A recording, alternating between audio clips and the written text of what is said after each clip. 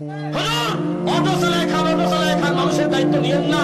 আপনার অনুরোধ, আজকাল পেডেল মারা লাগে না, খালি বসে থাকবেন, এইভাবে ঘোরাবেন, ইলেকট্রিসিটি হয়ে গেছে, এক টানে আপনাকে নিয়ে চলে যাচ্ছে, আপনার পেডেল মারা লাগে না, কষ্ট নাই। দিন শেষে আপনার 500-1000 টাকা নদী আছে।